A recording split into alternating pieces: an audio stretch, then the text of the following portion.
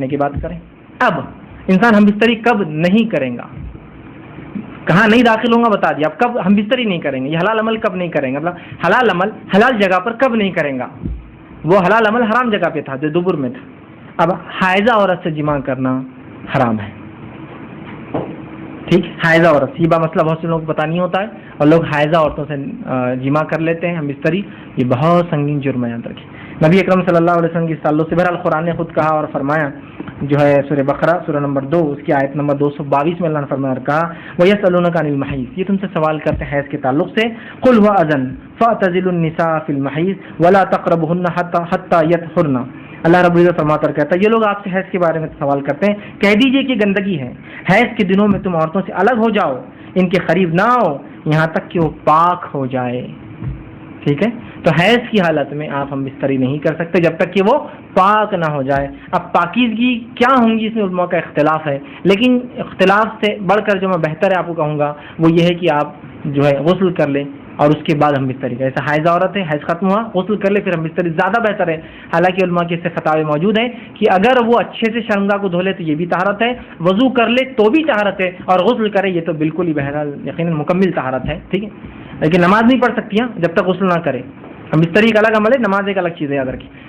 تو بہرحال لیکن افضل تو میں یہی کہوں گا کہ غسل کر لے, اس کے بعد ہم بستری کریں تو زیادہ بینیفیشل, زیادہ فائدہ مند ہے. ٹھیک, اسی طرح حائضہ عورت سے اگر کوئی جماع کر لے تو یہ حرام ہے. اس کی دلیل میں نے آپ کو پہلے رکھ دی تھی. آپ صلی اللہ علیہ وسلم نے فرمایا جو شخص حائضہ سے ہم بستری کرے, دبر میں داخل ہو اور کاہن کے پاس جائے, اس نے اس چیز کا انکار کیا جو محمد صلی اللہ علیہ وسلم پر نازل ہے. کتنا سخت جرم ہے. دوسرا, جو حیض کی حالت میں بیوی سے ہم بستری کرے اس کا کفارہ آدھا, نصف دینار یا 1 دینار ہے. دینار, اور دینار سونے کا سکہ ہوتا تھا, اور 1 دینار 4 گرام کا, اور نصف دینار 2 گرام سونا ہوتا ہے. تو یہ صدقہ دینا پڑے گا آپ کو, 2 گرامس آف گولڈ اور 4 گرامس آف گولڈ. ٹھیک, اگر آپ نے یہ کام کیا کہ آپ نے بیوی سے اس حالت میں ہم بستری کی. اگر یہ بھی نہ ہو تو جو کچھ صدقہ کر سکتے کیجیے.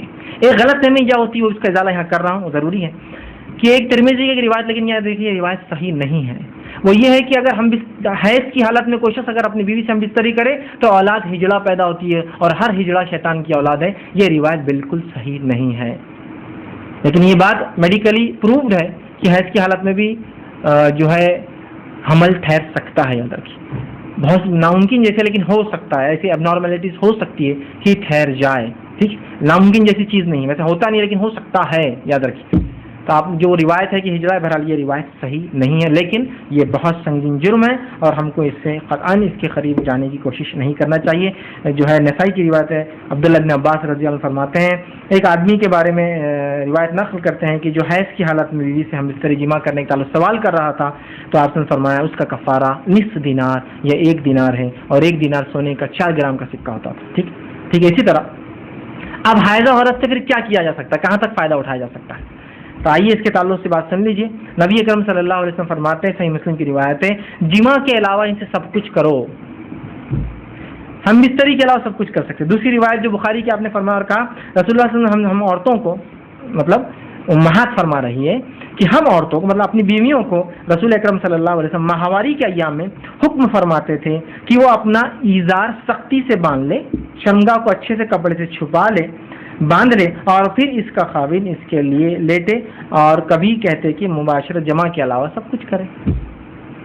مطلب خاوند اپنے بیوی کے ساتھ صرف شرمگاہ کو اچھے سے باندھے, اس کے علاوہ تمام فائدہ اٹھا سکتا ہے, بوسو کنار کر سکتا ہے, ساتھ لیٹ سکتا ہے, چھو سکتا ہے, سب کچھ کر سکتا ہے, سوائے ہم بستری کو چھوڑ کر تمام فائدے اٹھا سکتا ہے. اور جو آیت نے کہا تو ان سے دور رہو, وہ دوری سے مراد ہے سیکشول دوری. یاد رکھیے, جنس قائم مت, مطلب ہم بستری مت قائم کرو, وہ دوری ہے نہ کی, کیونکہ آپ نے یہ عمل کیا اور آپ سے بھی بہت ساری باتیں ثابت ہوتی ہے. ٹھیک, اسی طرح عورت کے پاک ہونے کے بعد انسان جو ہے اس سے کب جماع کر سکتا ہے, تو عورت جب پاک ہو جائے, مطلب اس کا حیض کا خون رک جائے, اس کے بعد وہ غسل کر لے, تو اس کے بعد بہرحال پھر آپ جو ہے اپنی بیوی سے جو ہے ہم بستری جو ہے بہرحال کر سکتے ہیں. اسی طرح جو ہے